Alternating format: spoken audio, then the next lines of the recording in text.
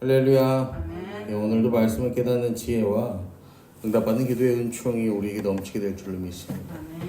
우리가 어제 지난 시간 나눈 말씀에서 이 다윗이 하나님의 궤를 옮기다가 실패하는 이 베레스 우사의 사건을 살펴봤어요. 베레스 우사는 결국에는 어떤 사건입니까?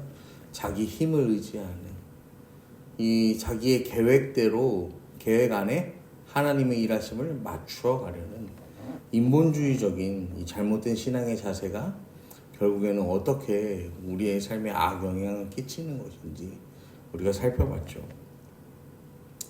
사실 다윗이 왕이 되고 나서 가장 먼저 방치되어 있던 하나님의 법궤를 가져오려고 했던 일은요, 잘못된 일이 아니에요. 방법이 잘못된 거지 이 법궤를 가져오는 일.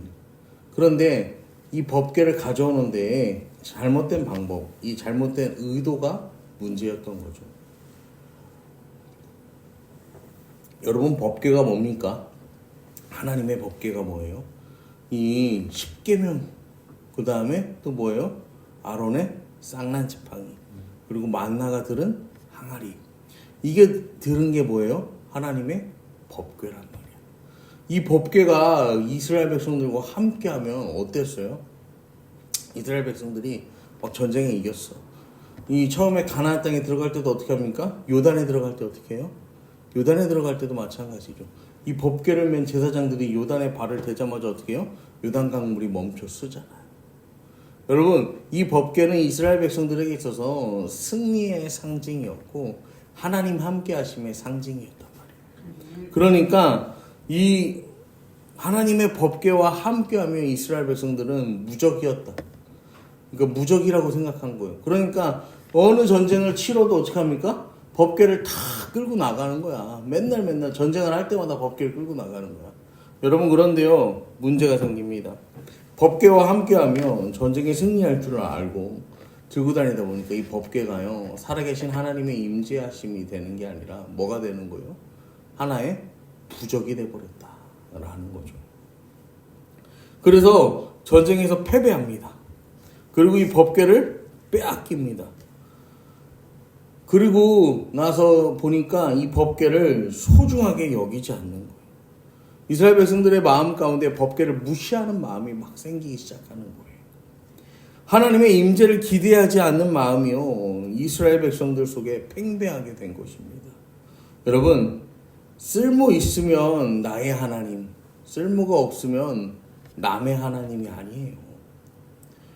여러분, 오늘 말씀을 통해서요, 과연 내가 섬기는 하나님은 나의 하나님인지 아니면 다른 사람 남의 하나님인지 이 점검해보는 시간 되기를 소망합니다. 13장 3절, 어제 지난 시간의 말씀을 보면 우리가 우리 하나님에게로 우리에게로 옮겨오자 사울 때에 우리가 그 앞에 묻지 아니하였느니라. 다윗은 사울이 하나님께 묻지 않았지만 나는 하나님께 묻는다, 우린 하나님께 묻는다며 자신했었죠. 근데 그 시도가 실패했어요.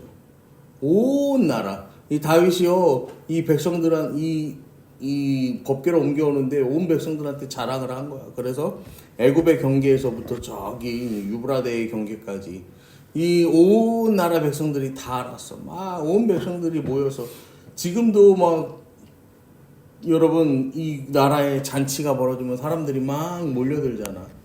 오늘 불꽃놀이를 뭐 그거 한다는데 이 불꽃놀이 시간은 뭐 실질적으로는 뭐 한 30분?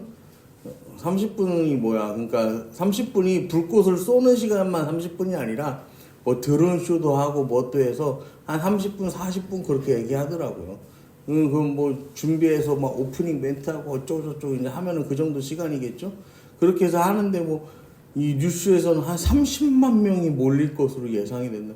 제가 그래갖고 대전 시민이 150만 명이 안 되는데 30만 명이 오면은 세상에 전국 각지에서 그걸 보겠다고 얼마나 많은 사람이 몰려드는 건가 싶더라고요.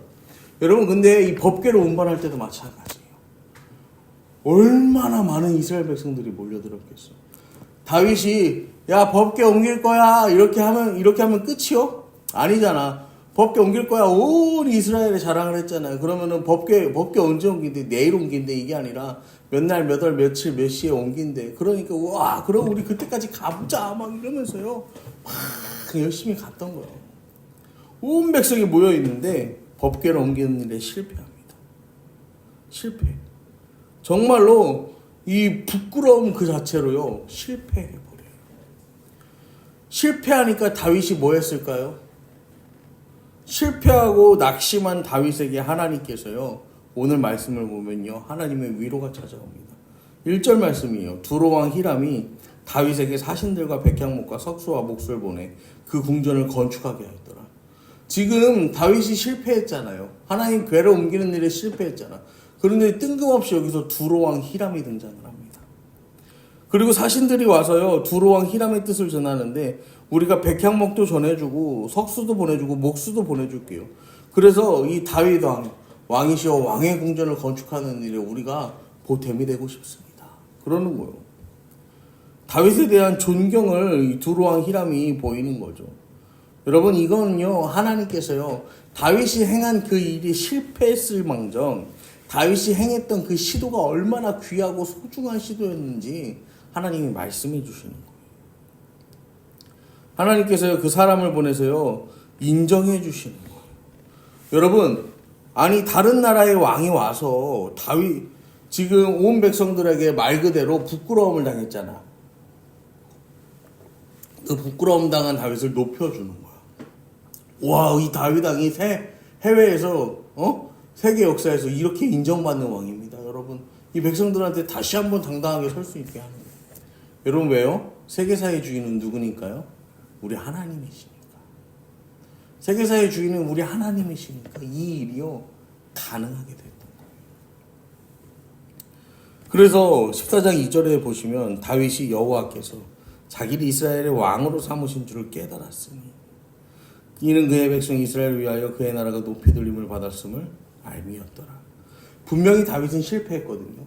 궤를 옮기는 일에 실패했거든요.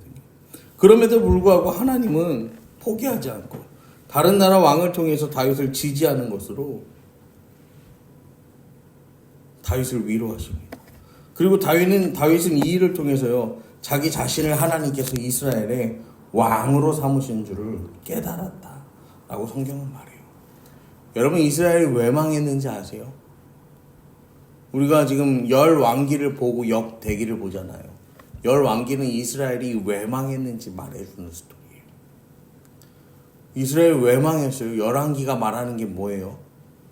하나님을 진짜 왕으로 인정하지 않았기 때문에 이스라엘이란 나라는 망했다라는 거예요. 여러분 이스라엘이란 나라가 시작되기 전에 사사기는 어떻게 끝납니까? 사람들이 각기 자기 소견에 옳은 대로 행하였다라고 끝나요. 내 눈에 보기 좋은 대로 내 뜻에 거슬리지 않는 대로 사람들이 살아갔다라는 거예요. 그리고요 내 눈에 보기 좋은 대로 내 뜻에 거슬리지 않는 왕 사울을 세웁니다. 근데 그 사울은 실패했잖아요. 사울은 처음에는 하나님 앞에서 이 거룩하고 정직하게 살려고 했죠. 그래서 하나님의 막 거룩한 분노가 임하고 성령이 사로잡히기도 하고 막 그랬어. 근데 시간이 지날수록 사울의 마음에 뭐가 들어가는 거예요? 생각보다 내가 할 만한데. 왜냐면 이 당시에 왕이라는 존재는요, 여러분 우리나라도 마찬가지지만 이 신정일치입니다. 이게 뭐냐면은 종교와 정치가 일치하는 거예요. 그러니까 왕은 종교에서도 뭐예요? 최고야. 그리고 정치에서도 최고야. 근데 이 종교와 정치에서 다 최고가. 그러니까 이스라엘이라는 나라의 이 특수성, 하나님이 세운 나라, 하나님이 주인 되시는 나라는. 그런데 이 사울이가 뭐합니까? 이 레위인들이 맡아야 할 일들, 하나님의 사람 선지자가 해야 할 일들을 이 사울이 뭐하는 거예요? 건드리기 시작하는 거예요. 자기가 제사 지내는 거죠. 그래놓고 제사 소환모회로 오니까 뭐라고 합니까? 하도 안 와갖고 했어요. 그냥 그렇게 이야기하는 거죠. 우리가 너무 급해서 했어요. 여러분 그러다가 사울은 결국 비참한 죽음을 맞이하게 돼요. 그런데 다윗도요 이러한 시대상을 가진 세상에서 왕이 됐는데 어떻다는 거예요? 아니구나, 나는 그저 하나님이 맡겨주신 것을 대신해서 다스리는 존재에 불과하구나. 진짜 왕은, 진짜 주인은 누구구나? 하나님이시구나 라는 사실을 깨달은 왕이 다윗이었다라는 거예요. 그래서 다윗이 보여준 그 길대로 진짜 왕은 하나님, 내 잘남이 아니야, 내 어떤 힘과 능력이 아니야, 그렇게 살아가면 되는데 어땠다는 거예요? 이스라엘 백성들이 그렇게 모델이 있는데, 보여준 샘플이 있는데 그대로 살지 않고 여로보암의 길로 가고 아합의 길로 가고 각기 자기 소견이 옳은 대로 갔더니 망해버렸다라는 거예요. 여러분, 다윗은요, 하나님이 자기를 이스라엘의 왕으로 삼으신, 내가 대리 통치자라는 사실을 깨달았다라고 해요. 여러분, 여기서 깨달았다라는 표현이 야다라는 히브리어인데, 이게 뭐냐면요, 이거는 부부 사이에서 서로 알다라는 그런 정도의 표현입니다. 이게 그러니까 뭐냐면은, 여러분, 이 사람이 겉으로 드러나는 모습이 있잖아. 근데 이 사람의 뭐 세세한 버릇이나 뭐 이런 것들, 막 이런 것들도 다 있단 말이에요. 여러분, 그걸 우리가 알아요, 몰라요? 우리가 모르잖아. 이 사람이랑 살아봐야 알잖아. 그러니까 이 야다라는 거, 다윗이 깨달았다는 게 뭐냐면요, 그렇게 살아봐야만 알 수 있는 그 친밀함을 뭐 했다는 거예요? 깨닫게 되었다라는 것입니다. 체험했다, 몸으로 깨달았다라는 표현이, 삶으로 알게 되었다라는 표현이에요. 다윗이요, 이 세상이 보기에는 실패라고 규정할 수밖에 없는 그 사건을 통해서 다윗이 뭘 깨달았다는 거예요? 하나님이 어떤 분이신지, 그리고 나는 하나님 앞에서 어떤 존재인지를 깨닫게 되었다라는 거예요. 그래서 다윗이요, 하나님 마음에 합한 왕, 성경적 지도자관, 성경적 이 훌륭한 리더십을 가진 인물이 되었다라는 것입니다. 여러분, 우리 인생의 실패, 우리 인생의 어떤 좌절, 우리 인생의 어떤 낭망은요, 하나님께서요, 나를 걷어차서요, 일어나지 못하게 하시려고 주시는 게 아니에요.